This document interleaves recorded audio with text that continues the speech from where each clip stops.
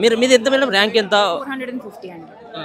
So ఒక పక్కన చేతికి కేవలం పత్రం ఇచ్చినట్టయితే రేపటి నుంచి మీరు జాబ్లో జాయిన్ కావాల్సిన పరిస్థితి. సో చిట్ట చివరి క్షణంలో ఆ కోర్టు తీర్పు మీకు ఏమనిపించింది? ఆ సాడ్ న్యూస్ మీకు? సో చాలా బాధాకరంగా అనిపించింది. యాక్చువల్గా డైజెస్ట్ అవ్వడానికి ఒక 2-3 రోజులు పట్టిందండి. అదే కాకుండా ఈ సీవీ ప్రక్రియ అండ్ ఈ మెడికల్ ప్రక్రియ ద్వారా చాలామంది దగ్గర అయి ఉన్నాం మేమందరం. అండ్ ప్రతి ఒక్కళ్ళు ఫోన్లు చేసి ఏడవడం, అంటే నా తోటి వాళ్ళందరూ ఉద్యోగాలు తెచ్చుకున్న వాళ్ళందరూ ఏడవడం. అండ్ ఇంట్లో కూడా అది వస్తుంది, మా అమ్మాయి ఆఫీసర్ అవుతుంది అన్న వాతావరణం నుంచి అదొక చావు వాతావరణం లాగా అయింది.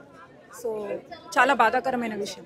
సో అంటే ఒక పక్కన అలిగేషన్ ఏ విధంగా ఉందంటే డబ్బులు ఇచ్చి మీరు పోస్ట్ కొనుక్కున్నారు అన్నటువంటి అలిగేషన్. ఎస్. సో అది ఎందుకంటే మనం బంధువులకో చుట్టాలకో మిగతా వాళ్ళకి చెప్పుకోవడానికి కూడా కొంత అదిలాగా ఫీల్ అవుతూ ఉంటాం.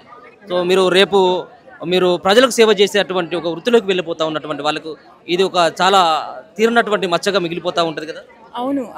యాక్చువల్గా ఈ రాజకీయ నాయకులు ఇలాంటి ఎలిగేషన్స్ చేసే ముందు ఒకసారి వెరిఫై చేసుకొని చేస్తే బాగుంటుందని.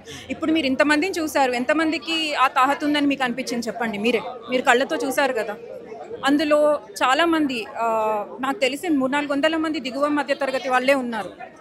వాళ్ళకి నెల గడవడమే కష్టంగా ఉన్నప్పుడు ఎక్కడి నుంచి తీసుకొచ్చి కొంటారండి? సో ఇన్నిసార్లు కూడా రద్దు కావడం, మళ్ళీ ఏదో లీకేజీలు ప్యాకేజీలు అంటూ రకరకాలైనటువంటి కారణాలతో అవుతూ ఉన్నటువంటి సందర్భంలో సో రానున్నటువంటి రోజులలో మళ్ళీ గ్రూప్ 1 మళ్ళీ మొదటి నుంచి నిర్వహించినప్పుడు కూడా సో అవి నిలబడతాయి అన్నటువంటి నమ్మకం లేకుండా సో మళ్ళీ ఏ విధంగా చదవాలన్నటువంటి కనీసం మీలాంటి వాళ్ళు జెన్యున్గా చదివేటువంటి వాళ్ళు కూడా మళ్ళీ ఉంటాయా లేవా అన్నటువంటి ఒక ధైర్యాన్ని కూడా కోల్పోయేటువంటి అవకాశం ఉంటుంది. డెఫినెట్లీ అండి. అంటే అసలు రాసిన దానికే ఇప్పుడు విలువ లేదు. అసలు మళ్ళీ ఎప్పుడు పెడతారు, ఎలా పెడతారు, అసలు ఎలా జరుగుతుంది, మళ్ళీ రాస్తే మళ్ళీ ఈ పరిస్థితి రాదు అని గ్యారంటీ లేదు కదా. సో కుటుంబాలకి దూరం, పేరెంట్స్కి దూరం, పండగలకి దూరం.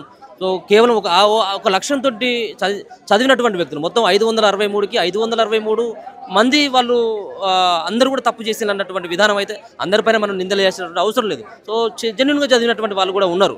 సో వాళ్ళ పరిస్థితి మనం ఒకసారి ఫ్యామిలీలకు దూరం, 5 రూపాయల భోజనంతో అశోక్ నగర్ లాంటి ప్రాంతాల్లో చదివినటువంటి వాళ్ళు కూడా ఉన్నారు కదా. చాలా మంది ఉన్నారు. అండ్ చాలా మంది నా తోటి వాళ్ళు ఫోన్లు చేస్తున్నారు. వాళ్ళ ఫ్యామిలీ మెంబర్స్ పస్తులు పడుకుంటున్నారు, దిక్కుతోచని స్థితిలో ఉన్నాము అని చెప్పేసి. సో వాళ్ళ ఆవేదన చూడలేకపోతున్నాం. అంటే మా భావోద్వేగాన్ని మేము కంట్రోల్ చేసుకుంటూ వేరే వాళ్ళని కూడా ఓదార్చాల్సిన పరిస్థితి వచ్చింది ఇప్పుడు. 450.